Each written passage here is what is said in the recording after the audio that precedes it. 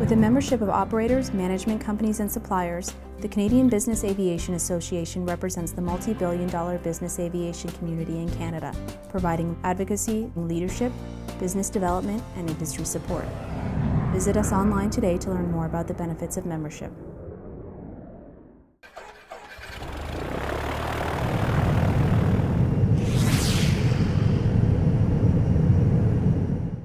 The most significant issue influencing BizAv operators today is the fallout from the federal government's decision to take back the POC program from the CBAA. How has this change affected the BizAv environment, your relationship with the regulator, and the CBA's role in the process? We asked our esteemed panel of experts these questions during Wings Magazine's first industry roundtable July 5th at the CBAA conference in Calgary. You can read the entire story in the September-October issue of Wings Magazine. Well, I think, like I said earlier, things were fixed, and definitely since March 2010, when Transport decided to take POC back, which in a lot of ways is when we say that there's opportunities and challenges, it also gave an opportunity for us as well, because we were at once a trade association. We also had to do a lot of regulatory activities. So in a lot of ways, it's made our role as an association more clear. We can now get back to our core business of being a trade association and voice more clearly without conflicts of interest to our, in our messaging. So there is an opportunity there. However, at the same time, the challenge is we have to manage this change back to Transport Canada on behalf of our members. So that's the exercise in managing change. To say that Transport Canada was prepared when they made this decision is a complete falsehood. This was a political decision, and I want to be fair to the officials that we work with on a daily basis, because officials implement political decisions in Ottawa. They don't necessarily make that decision. I don't think they would have probably wanted to go in that direction. However, the political forces in a minority government at that point in time in 2010 were such that the decision was made to bring POC back to Transport Canada. Having said that, they have huge organizational challenges in bringing back the POC, because don't forget, once they divested of the program 8 years ago, they lost organizational capacity to manage that program, although the oversight of that program still remained with Transport Canada. So in the last year, it's been a very frustrating process, probably for them as much as for us, because we've been trying to ascertain clarity of what's the regulatory framework going to look like. How do we add new aircraft onto the POC? What happens if I've got the same type of aircraft? What happens on my maintenance manual? How long is this going to take? There's levels of service considerations and the costs associated with that. So the regulatory environment really is not yet clear on the POC. We're trying to manage that now on behalf of our members. It's gone back into Transport. So what we're expecting from them is some form of clarity, and what people need in the aviation business is fixed variables to manage. That is a key success factor and critical factors in terms of ensuring safety and making sure that the rules are known. And one of the challenges happening right now with Transport is it's taken them quite a long time to formulate and draft the regulations. We're in a fiscal constraint era now. I mean, so Transport Canada is not going to get more resources, they're going to get less. And so our members have to manage amongst all that, and it's translating into aircraft being on the ground and sort of delays in getting things done. Has anybody already had any interface with Transport now that they've taken it off? I've already had an audit. I've already had a 2-hour audit with just. And how did that go down? It was quote unofficial. Okay. Nice fella, but he says, "Look, all this has been dumped in my lap. Who are you?" was his question. Okay. And 2 hours later, I'm still explaining what I do, where I fly. Yeah. I mean, it wasn't a technical audit. It was. They're trying to figure out, as Sam said, where do we allocate our resources? Who do we need to look at? Are you a oil rig flyer, or are you a flatland flyer? Making rules and regulations that they don't really understand what business aviation is about. They don't know who we are. And we had a pretty high up person in transport tell us one of us operated in a commercial, and then he starts asking us what the differences were. We too have conflicting stories or information from many different levels of Transport Canada, and we're even had a conference call with all of them, just saying, hey, you said this, you said this, you said something totally different. What's going on here, right? And they couldn't agree even on the conference call. And we actually have an owner right now that's registering his aircraft U.S. so that he can fly it. Well, I think that in many ways the first and second topic are actually connected. Yes. I mean, we've come through a lot of changes. The Canadian industry has maybe fared a little bit better than other parts of the world for a lot of reasons people have mentioned already. Quebec, we've had some unusual factors. The mining industry is kind of bullying aviation in parts of Quebec right now, mostly in the smaller and the heavier airplanes as opposed to the business aircraft, but they are affecting the business aircraft for sure. But fundamentally, one of the things that I see happening right now is, we've come off a period where we've had, a world economic crisis. We've had the big three, kind of start the snowball of a public relations disaster for our industry, which we've been battling against ever since.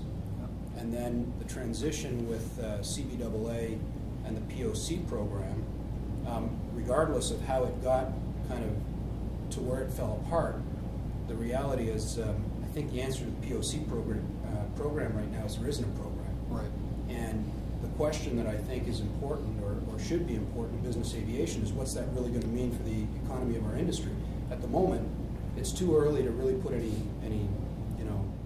empirical data behind it, but what we're seeing happen is we're getting more interest on the aircraft management side, not because somebody wants an aircraft to be managed or not because they want to operate it commercially, but at the moment it's the only way to get an airplane in the air.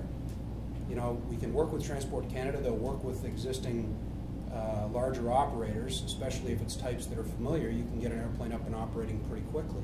But I'm aware right now of 2 aircraft that have been through our hands one way or another that are parked in various parts of the country. One's brand new. One was a Canadian airplane somebody bought from one of the finance companies. It was on a commercial operating certificate. They wanted to operate it privately. They had a Bravo before that. CBAA transition took place with Transport Canada. That airplane's parked. And effectively, Pacific Region is telling them they have no idea what to do. Today we got an email from Southwestern Ontario to somebody that bought a new light jet. They took delivery of it, got it up here on a ferry permit, it's parked. And the answers that they got over a 3-week period from Transport Canada actually conflicted. This is an employer of more than 500 people in Southwest Ontario. So you look at it, the tools are in effect being muted.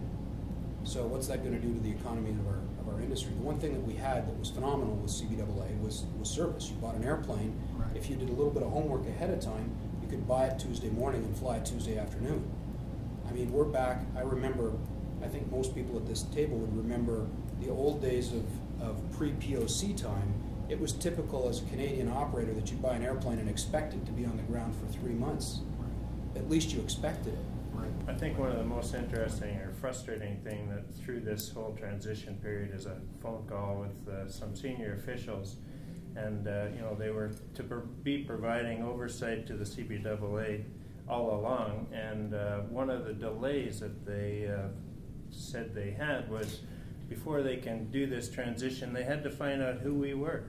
Yep. They had to, how could you provide oversight to an industry and you don't or a membership that you don't know who they are? So a month later, 3 weeks later, they send out an email to everybody in Canada, send us what kind of aircraft you have, what the registration is, who's the person in charge. I mean, it's so ridiculous how we could get to this point in an industry that's so important, and an association and a service that we're providing on behalf of our members, and far better than Transport Canada ever considered providing. And here we sit. Our hands are tied, or not tied, but our hands are being brought down, and there's no direction. You don't. Nobody in the field in Transport Canada knows who's making the rules or what the rules are. It's the typical thing. You get 3 Transport Canada inspectors together and ask them one question. You won't get an answer. because they'll look at each other, because nobody wants to look like the person who doesn't know, right? I'll give you my take on the. Sure. There's three major components to this. I mean, there's a lot of millions of subcomponents. Yeah. But if you start at 41,000 feet, like Mark was saying, Yeah. strategically, it would be lovely to hope that the government would see the light and change their mind. Yeah. I was privileged to go with Sam and a group to meet the minister a couple months ago.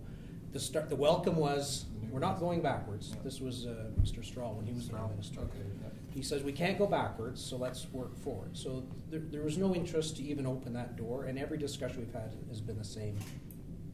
The problem is to get that kind of interest is not going to be with the people around this table.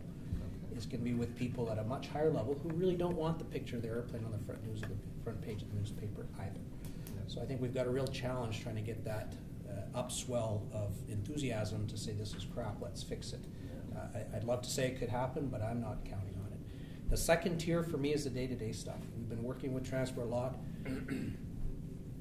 There's no process to do anything right now. Right. They're working on it, they're talking about it. They should have had that figured out last March, not still talking about it in July like they are now.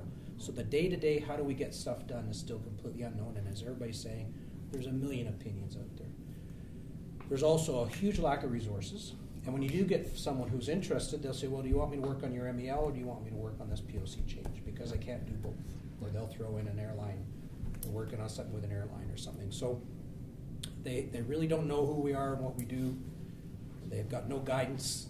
They've got nothing. So it's a real challenge on the day-to-day component of things. The third part to me is what's this going to look like in 2 years? Right. In a year and a half they've spent, we've got this mixed up interim order issue, which I read and don't pretend to care about trying to understand.